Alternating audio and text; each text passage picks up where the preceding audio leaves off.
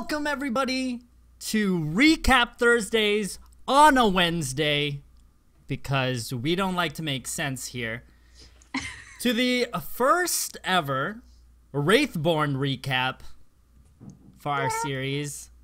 Super hyped. So hyped. So hyped. So as you guys have known, we have been talking about our Raethborne campaign for five ever. And it's finally happened. It was a long time. We had just a bunch of stuff. Our DM moved, and then we were getting new people, and then character creations, and it was a whole hullabaloo. But we did it. So I think first and foremost, we should kind of give an overview of, like, explain what Raethborne is. Yeah, just what Raethborne is. I can do that, and then you can, I guess, go overview of what the PCs are, who the PCs are. Okay. From what we know, since we don't really know. So, okay, I was like, yeah. So, so Raethborne is a homebrew campaign. People ask what edition it is. It's actually based off of the Dark Heresy D10 system that we're doing as the format, but it has its own elements of War Machine and Pathfinder, and all of basically like the talents and the quote-unquote feats are homemade, all made by our DM. He kind of bounced ideas off of us, and myself and Bunny did a lot of play testing to stress test the game with him and balance some of the feats, etc. So it's basically a homebrew system based on the D10 system of Dark Heresy is basically it. What I can tell you about the world itself is that it is a low fantasy, low technology, with, as far as we know, since we are still in the dark with a lot of things, is that there are three main races, and it's that sort of, I want to say feudal era with knights and stuff. Yeah, how a lot of it is iron. With a low technology, a lot of the things is made with iron. The high class stuff is made with real steel. And a lot of the world is still a mystery to us because we all have amnesia. So we are continuing and trying to unravel the world and learning more about it as we go. Now, for our heroes / anti-heroes / main characters that make up our party, why don't you take it away? And you will know as much as we do, because our character explanations were like very just, hey, this is how we look. But at least I guess you can go over their class, quote unquote class, and appearance. Yeah, so the reason that we're not really calling them heroes or anti-heroes or villains or whatever is because we don't know yet. Like we have their personalities down, and like each player kind of has an idea where they're gonna go and like what their alignment is, but it's a lot more personality driven in how to, like, how the character would react. Not, I'm a good guy, so I will only do good things. It's more of like, hey, this is the situation presented to you. How do you act? Totally. And there's and because we weren't allowed to flesh out our backstories. Like, we weren't allowed to have backstories because we've forgotten everything. Like, we wake up and we don't remember anything. So that's like that kind of, that makes it kind of difficult to like know where our character is going to go because they have no backstory. So basically, who we have, I don't want to start with myself Don't start with yourself. Okay, let's start with myself. So, firstly, we have an elf. Hmm.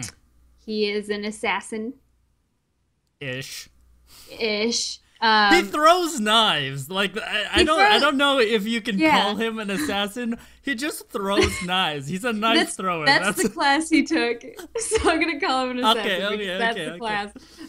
So yeah, he's an elf. He's an assassin who throws knives. He's really good at throwing knives. That we learned. And he's really bloodthirsty. Like he's kind of a psychopath. In the sense that he's very quiet and like really mild mannered, and you would never think, but he just does some pretty weird stuff. Yeah. So his quirk is that he has a stutter. Mm-hmm. And he likes to cut himself. Well, as a tally. He's like Victor Zsasz. There you go. That's from the Batman universe who keeps a tally. So he's kind of weird that way. But yeah, he's one of the two elves. Mm-hmm. Now it's really fun. I'm going to share a tidbit. So Tay is playing this character. And back in the day, Taylor actually got speech therapy because he had a stutter. So he's like, well, now it's time to forget everything that I learned in speech therapy and reuse my stutter. So hopefully it's not permanent. I really hope he doesn't. Yeah, actually. Doesn't overdo it. Yeah, but that's a fun fact, fun Raethborne fact. Yeah, so our second elf in our party is her name. Oh, I guess I didn't say Tay's character's name. No. His name is Arthur. Just like pretty regular for an elf, for a fantasy character. But it doesn't matter because Tay picked it and he can do whatever he wants. Yeah. Hi, poker.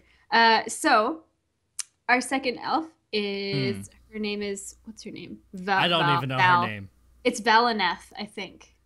Which is really elfy. I think you're right. She I didn't tried tell to me. peek it.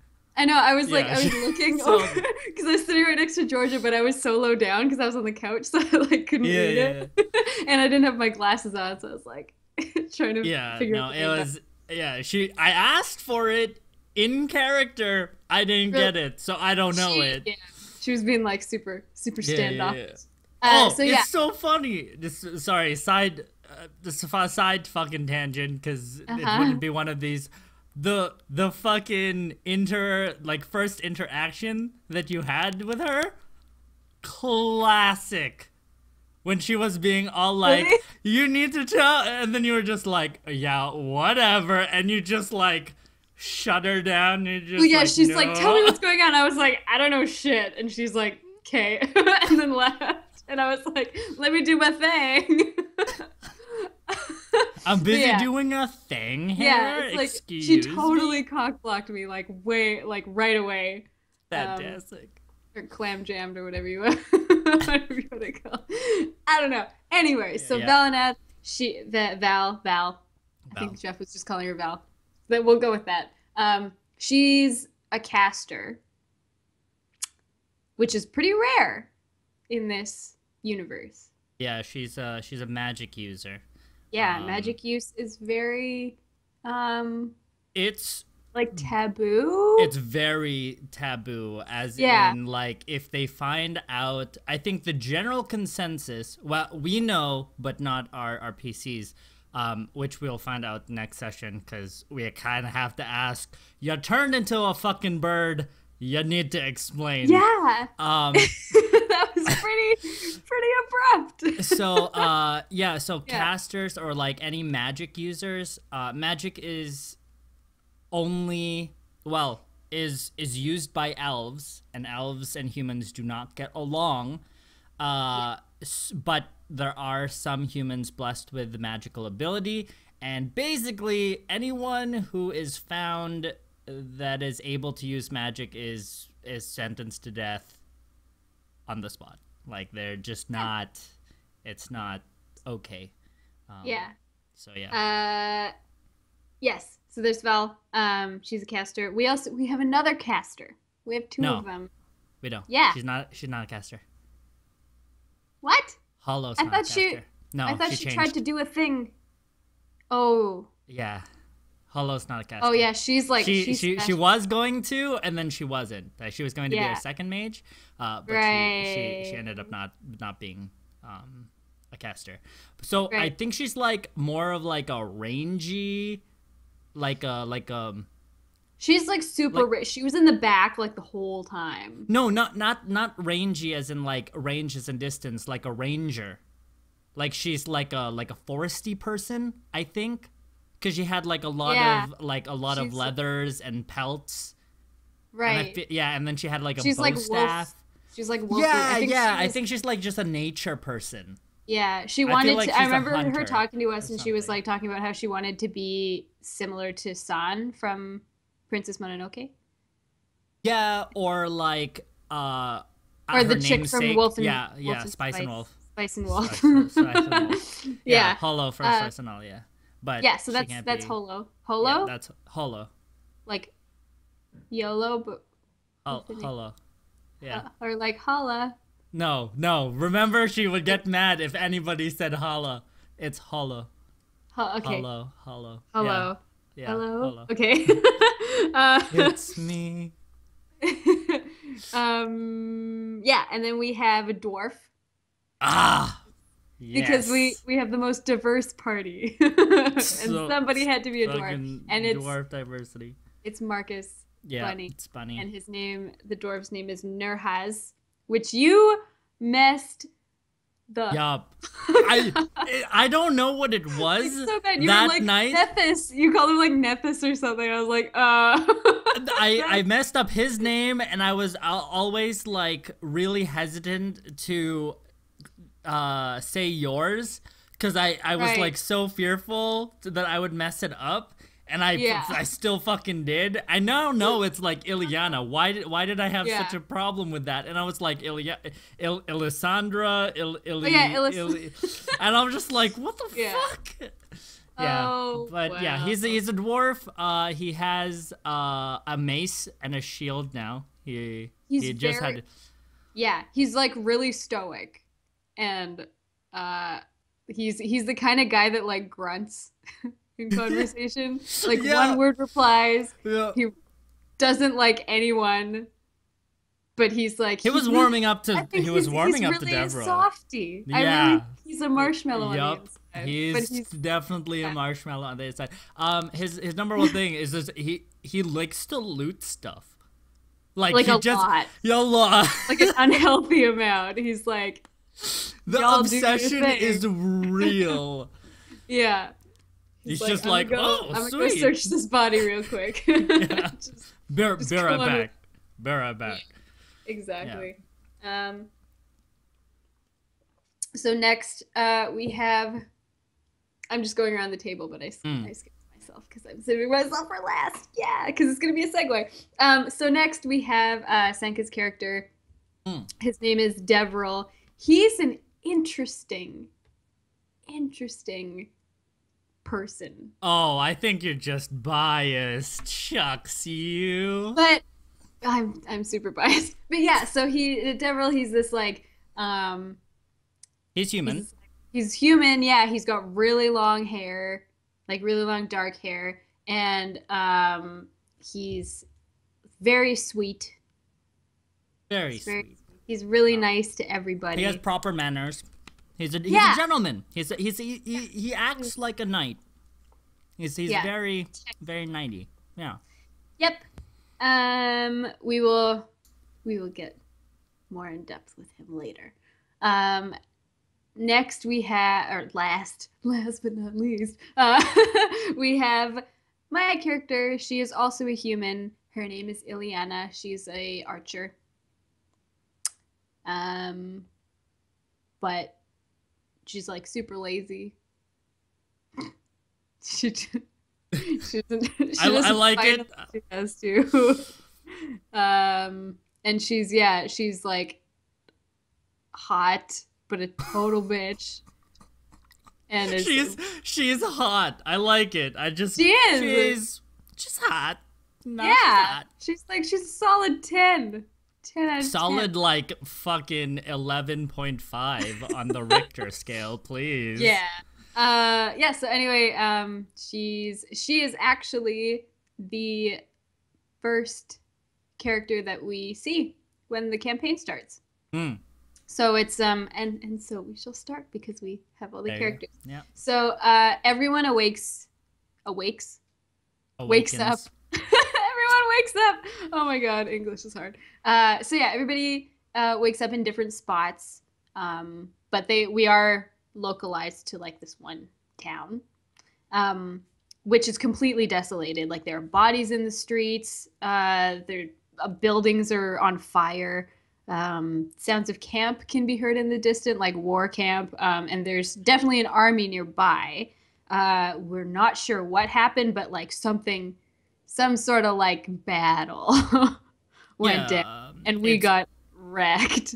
It's a huge battle that's kind of progressed throughout. When we wake up, the battle has moved on. Like it's been a couple days, but the battle's definitely still, you can still hear it off in the distance. Yep. So each of us are drawn to the sounds of commotion. Each of us are drawn to the sound of your commotion. Yeah, everyone except for me. So the commotion is that Ileana is facing off against some thugs. She has a bow and arrow in hand, and she's got it pointed at them in what looks like self-defense. I mean, the guys have got a knife, and they look a lot scarier than she does. 12 of them. Yeah. 2. Like, okay, so they have more than a knife. Hi, welcome. Some Mystic. Yeah, so she's facing off. Everybody kind of comes in and sees what's going on. Doesn't necessarily protect her. It was more of they came across the scene. The guys were like, "Oh, there are more of you," and then we kind of just had to fight it out. Yeah, but what happened, and not everybody noticed. It was everyone except for Tay and probably Bunny. Tay and Bunny, yeah. They didn't notice this, but there is an axe wedged into the wall, the like building wall behind Ileana, about neck level. And they also notice that there's a scar all the way around around her neck that looks to be healed over. So that was a little weird. That's kind of weird, but nobody really paid attention to that because battle happened. So like being a little flustered. I'm just gonna go through this battle real quick. It's the only one I've done. So a little flustered. Ileana misses her shot. I rolled shitty, but that's okay. Arthur throws a dagger at a guy, nails him. Deveril drinks from a vial before going into battle, which a few of us notice. Yeah, which is a little weird. You and Arthur notice. Yeah, I think that was it. Yeah, and he goes into battle, and I think after after he squares off against the guy, and he chops off the guy's arm, killing him, in a way that was so brutal it comatose a couple of the bandits. Yeah. And forced a bunch of them to run away too. Actually, to run away. One of them was the Hellbeard guy. But yeah. So the party senses a lot of bloodlust from Deveril. In just the way he fights. It's very brutal, very carnage heavy.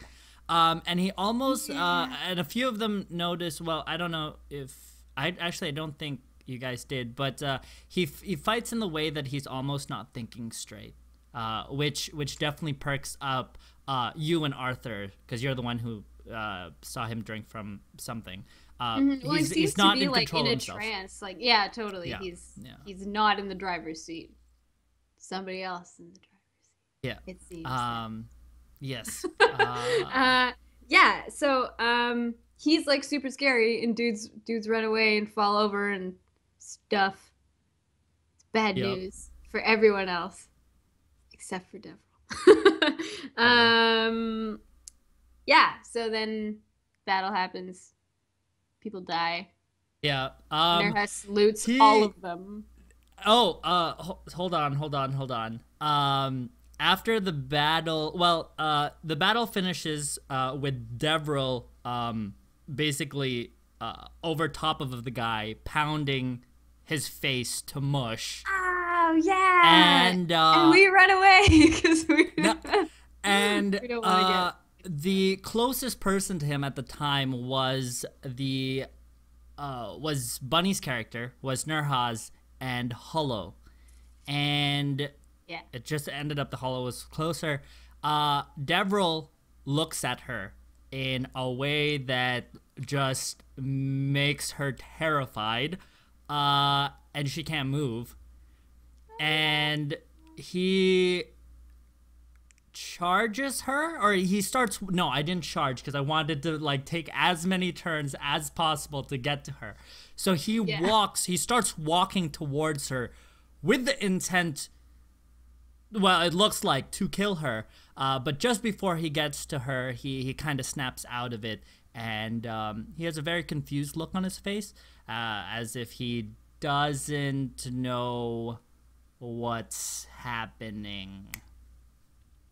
To which Nerhaz grumbles to himself about crazy humans and goes and starts looting bodies. Yeah. So while he's looting bodies, people kind of wind down from the battle, try to figure out what's going on. We noticed that Nerhaz the dwarf has a face tattoo with a big red scar. Half his face is covered like Mike in Tyson. is covered in dwarven runes. And then he's not wearing a helmet, but he has a large gash on top of his forehead. Kind of how it looks like an axe just smacked him right in the skull. Oh yeah, just fucking awesome. But other than that, he looks like a regular dwarf. Like he's got average brown hair. He's got a beard. That's the only thing. That's really the only thing that sets him apart from all the other dwarfs is the face tattoo and the big old scar. Arthur, though, doesn't look like a normal elf either. He's pretty short for an elf. Average elf height is around 6 foot in this world. He's about 5'10". Did he say 5? Yeah, that sounds about right. I didn't write it down. So yeah, he's a bit shorter. And elves have really huge ears, but his are mutilated. They're cut short. We don't notice Val's is an elf though, because she has her hood up still. Yeah. But yeah, if she were to remove her hood, she would have the pointy ears as well. But he has a lot of scars on his face, and during the battle, a few of us noticed him cutting himself as a sort of tally after he killed a guy, which is really weird. Devril tries to talk with Nerhaz as he's looting his body, trying to ask what happened, if he was the one responsible for killing all the people. Kappa. That was me. But he seems very confused at the events that has transpired, since the last thing he remembered were the bandits attacking them. He is promptly ignored by Nurhaz, who starts grumbling to himself. Yeah, he's looting busy looting people. Yeah. Yeah. So at this moment, Ileana takes this opportunity to go talk to Devril. And they introduce themselves. This Devril's like, his hair is like caked in blood. Yeah, and he's trying to brush it away from his face because it's long hair. It reaches down to his back, so it's very like it's think like samurai hair. Yeah, so and it's just everywhere. Yeah, it's just everywhere. So he's trying to have a conversation with Ileana, and he's like trying to brush them away, but there's blood everywhere, and he doesn't know if it's his blood or somebody else, and he's just probably really confused. Yeah. So she takes out the ribbon from her hair and ties his back so that he can see. Yeah. Yeah. And you notice, and then you also notice that when you lift up his hair and put it in a ponytail, that there's a tattoo that seems to be on his back that extends to his lower back, but with his armor. So it's just the tip of the tattoo on his lower neck. Yeah. So they have a little moment. She flirts like a lot. Devril is very speechless. He's speechless. He's flabbergasted. Yeah. That's the word. He's flabbergasted. Yeah. I think Val comes over and asks. Yeah. So she stands like right in between them, and seems to think that they know what's going on. Yeah. Or at least like Ileana knows what's going on. So she kind of grills her and she's like, where are we? What's going on? What's happening? Who were those people? Because she, like, Ileana was the one who was facing off. So, yeah. And Ileana assures her, she's like, I have no answers. I probably know as much as you do. Chill. Yeah. And I was like, okay. Yeah. and then pieces out. Yeah, Devril kind of intervenes and tries to mediate the whole conversation, saying that everyone seems to be a bit confused, and everyone's looking for answers. So we should work together to find those answers. After time's passed and we've gathered the group around, Hollow, Devril, and Nurhaz remember that on their way to... Hold on, though. Yep, sorry. Hold on, though. You do you. Hollow has, this whole time, has been off in the corner arguing with herself. Oh. Like, having this, like, full-on argument with herself. She's like checking her hair to make sure that it's okay, and she's just having like a full-on argument. And then she comes and joins us after having this really loud full volume argument. She comes and joins us. So like she's given off a good first impression so far. Yep. So yeah, now the three of you. Yeah, remember that on our way over here, we noticed a river with the bridge kind of destroyed. Basically, how it looks is that there's the town that we're on, there's a side of the town that we're on, a river right in the middle with the one big bridge destroyed, and off on the other end of the bank of the river is another town. Right. Both have armies.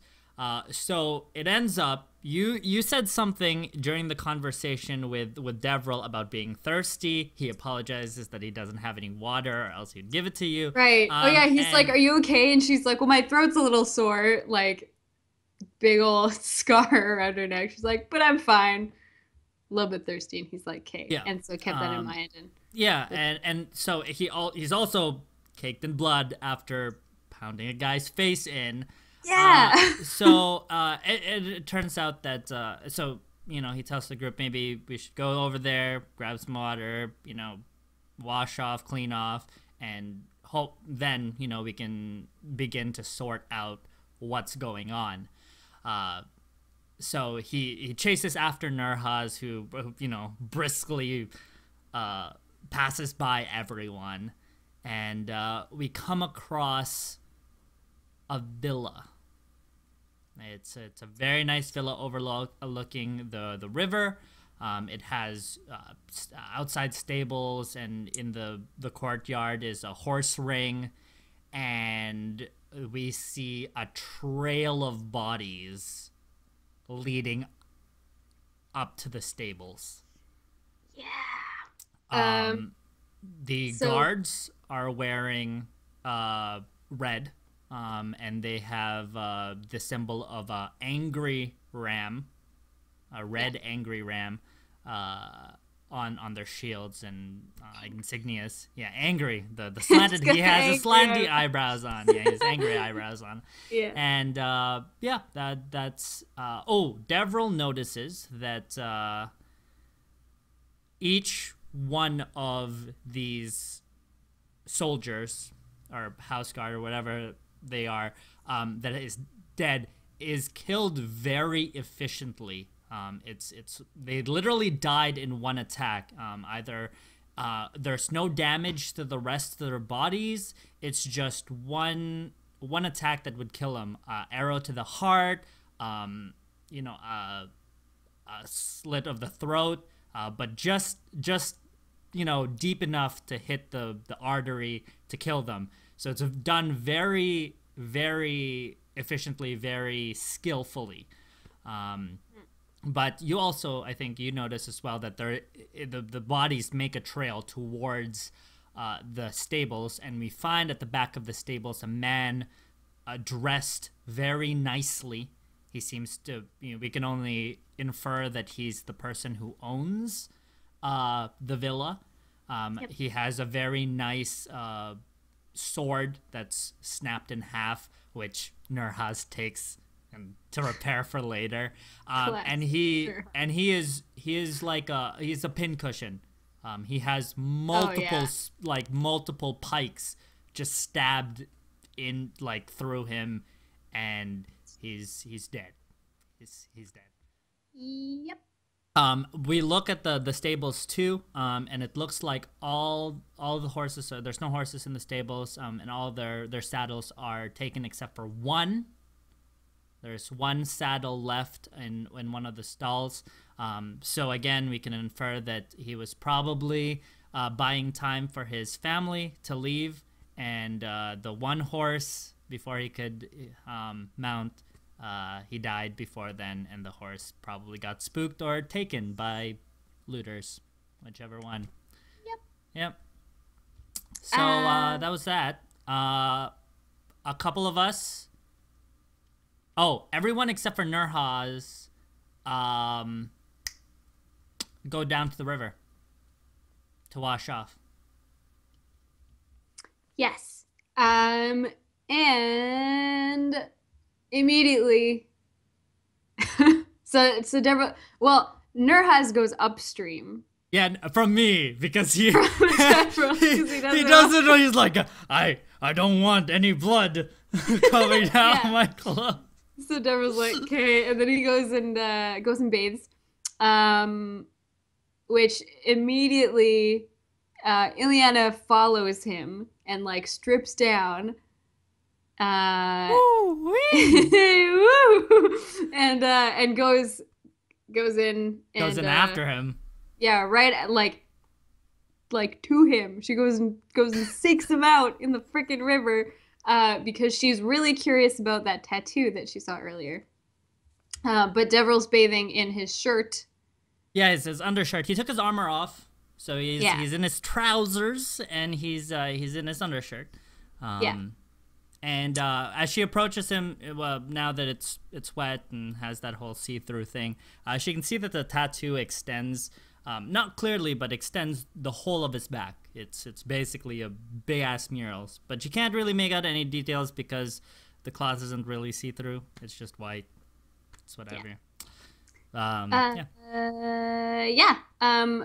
So while we're bathing, I think Arthur goes in to bathe too. Val stays by the stables to examine the dude pinned to the door. Finds out some stuff about him. She goes inside the villa as well and gathers up documents and finds out that he's he's like, I didn't.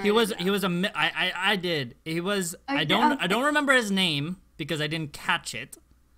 But he ends up being an important military officer that was part of like the 29th squad or 29th battalion, and he got discharged. He got an honorary discharge. So he was a military man. Like, he was a high-standing military man. He got discharged and retired, and then we can only assume that this villa was his retirement to spend time with his family. That's what she learns. Right. Yeah. Okay. So Val stays back and learns that. We notice, I mean, it's kind of hard not to notice this, but across the river from us, there are a bunch of people wearing blue. Yeah. They have some sigils on them, which is a wolf with like a spear through it, through its head. Stuck, yeah. And they start shooting at us with arrows. They're falling really short, but because the river's pretty wide. It's not that fast running, but it's pretty wide, and the only bridge that connects to the other side is destroyed. That bridge, yeah. Yeah. So they're shooting at us. We're like, okay, this is kind of a thing that we have to deal with now. But so we just go back to shore. They're really not hitting us at all. At some point, a guy, he seems like a higher ranking dude, comes up and he tells them to stop. But Jeff didn't really say that they were in like a language that we know. He just said they were like whooping and we're also yelling and stuff. Like across a river, so we can't really hear that much. So anyway, so we go back to the shore, and eventually they just go away. Arthur does Arthur go in too? I went back in to pick up some arrows. I think Arthur. I don't think so. We go back to the villa. Maybe I just did, yeah. So we go back to the villa. Deborah looks around and he finds clothes for Ileana. He finds a nice dress. And then he finds other food and supplies and disperses them amongst the party. Yeah. Goes and makes friends with everybody because he goes and makes friends with everyone. Such a little Boy Scout. Hey now, but he's trying to he's again, Deverell's personality just he wants to get along with everyone, and so he scrounges out what little food that hasn't been looted in the villa and goes out and shares it with everyone. He meets Nurhaz, and Nurhaz is actually on the roof. And Nurhaz tells... Before this, when you bring food to Arthur, he offers you something. No, he didn't. Yeah, he did.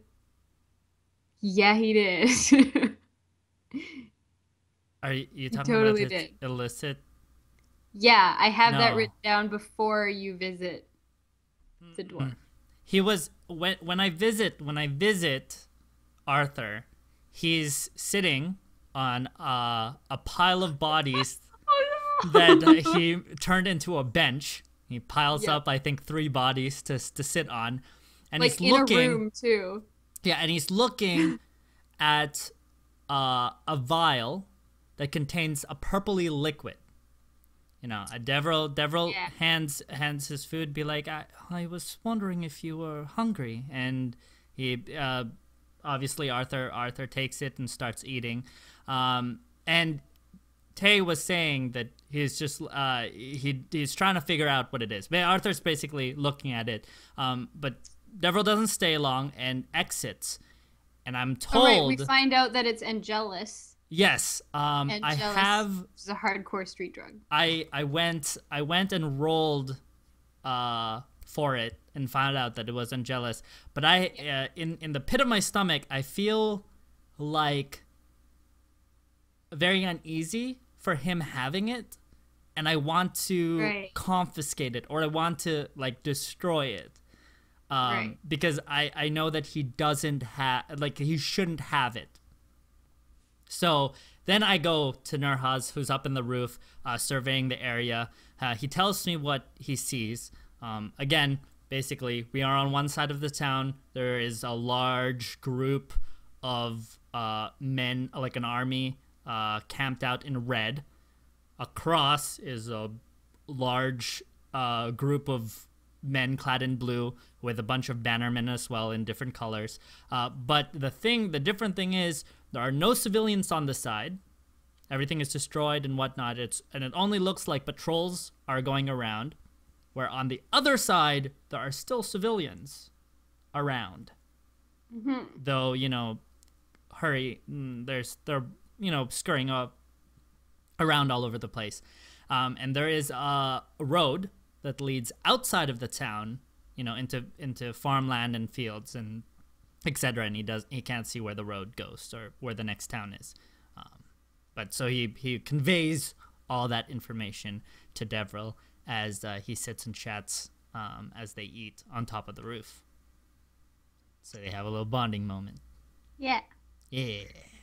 Yeah. So I guess we decide. Yeah, we all kind of regroup. Nurhaz and Devril yell a bunch of information to us from the roof. Well, we should probably just be in the same room. So our options are either we talk to the guards in red or we leave. So there's some in favor. Nurhaz wants to know. Well, Nurhaz wanted to take on a patrol because they were about 7 guys to each patrol. A couple guys wanted to take on their patrol and then interrogate them. Devril's like, no fighting, please, don't do that. Yeah. He's like, we can just leave all this fighting and maybe find easier answers in the next town over. Mm-hmm. Wherever that is. He's like, I don't know where the next town is, but there's no fighting there. We could probably get some answers.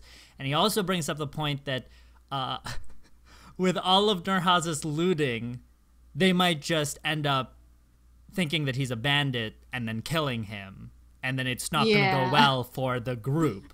So we're like, we should probably not do that. Which everyone's kind of like, okay, that's a good idea. That sounds like a good idea. But Devril also said, it's getting late into the afternoon. They don't want to. He says we don't want to rush it. We can stay here in the villa for the night, sleep on it, and then reconvene in the morning. Ever the very political answer. So there's that. Devril also brings up the point that if they are going to stay here for the night, maybe because of the patrols of this Red Army, they should have a watch. To which Nurhaz like, oh, so you're volunteering first, lad, and then goes and just kicks down a door and goes to bed. Kicks down a door for that one guy. Yes. For one of our viewers who is like, create a dub or charge a door. We're like, just do it. And so finally, Bunny was like, fine. Yeah. So he closes the door, kicks it down, and then closes the door again. He's promptly asleep. Holo decides to sleep in the stables. She finds a pile of hay. Whereas Val, Ileana, and Arthur all find rooms in the villa as well. And Devril is left to have first watch. at Oh, the poor at guy, the entrance. and he gets so tired. So there was enough of us, and we were going to have, we work out that it was 2 hours each, and we could have an 8-hour watch. But with how Nurhaz was grumbling, Devril didn't want to wake him, so he ends up taking Nurhaz's shift as well. So he has double the watch of everyone. And finally, when he can't keep his eyes open anymore, he quietly goes to Arthur's door and knocks, almost falling asleep, standing up. Arthur, opens, answers, and gives Devril his bed. He's like, "Oh, you can use mine." And in his quiet stutter, which Devril promptly just passes out since he's super tired. Yeah. On Arthur's watch. Yes, so on Arthur's watch, a patrol finally comes by. And we arm ourselves. But there's a little bit of conflict. Devril really because of this guy. Devril really wants to leave. Arthur really wants to slay these dudes. And Nurhaz really wants to slay these dudes too. And I'm just he wants their shit. And and so, Ileana's just super lazy, so she's whatever, whatever's quickest. And then the other two didn't really have much of a strong opinion. Yeah. Until they were down for whatever. Yeah, until Devril insists that we leave, and finally Holo's like, "Okay, guys, we're going," and she gets her quarterstaff and uses it to corral all of us down the hallway. To the back entrance of the villa. We're not that quiet as as we fail a couple of rolls. Plus, it's really it's nighttime, so we're bumping into shit. Which the patrol outside sends one guy in, and he's like, "Oh, there are people here," and so we're running outside. We make it out, and we're running towards where where the road was leading outside of town. But they're gaining on us. We have a dwarf who's not very fast, and an elf apparently who's not very fast, and a Holo who's apparently not very fast. We don't have a very fast party. No, we're 50-50. We have agile sprinters in Devril, Ileana, and Arthur, and then the other half is just no. We're okay. So Nurhaz decides to stand his ground, and Devril tries to, stop him, but it's too late. They catch up, and the sergeant, after the patrol catches their breath, the sergeant goes up and questions us. Do you remember what he said? Nope. Okay. He was no, he saw the shield. And he's like, says, "Where did you get that?" Yeah, we don't employ your kind in Sir Something's army. Yeah, and then he was like, "What's a dwarf adjudicator?" And no, and he looks at me and notices my emblem, and he says, "And what of you? And what of you, adjudicator? A dwarf and dwarves and elves don't seem like your type." Yeah. Your type of people to hang around. And Devril tries to talk it out and, saying that they don't, we don't know what we're doing here. We're just trying to get some answers. We don't want any trouble. Just please let us go. At which point Arthur turns to Ileana and he goes, wait, we're not going to kill them? Yeah. And I'm like, I don't know. And so the sergeant gives us an ultimatum. Either we give everything we have to them right now and sometime with the women, rape, or we go back with them to see what their captain wants to do with us, rape. So Nurhaz probably doesn't want to hand over his loot. Devril has grown very attached to Ilyana in the short amount of time, so he's kind of steps in and doesn't want the whole rape thing to happen. Arthur comically looks over to Val and Hollow, who he's standing beside, and he's like, "You can kill that one."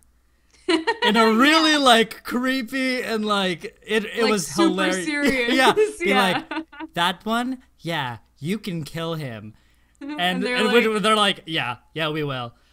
So we end up fighting. Devril is very this inside character. I made like this session was like all about me. I made this. It's so weird.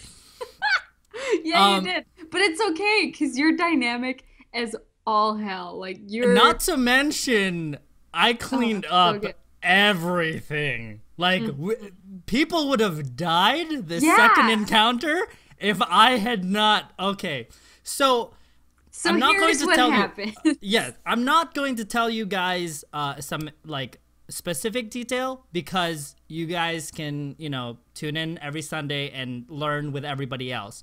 But when I made this character, I set myself specific rules. And I was like, this is how he is going to be, and I'm going to play it out whatsoever.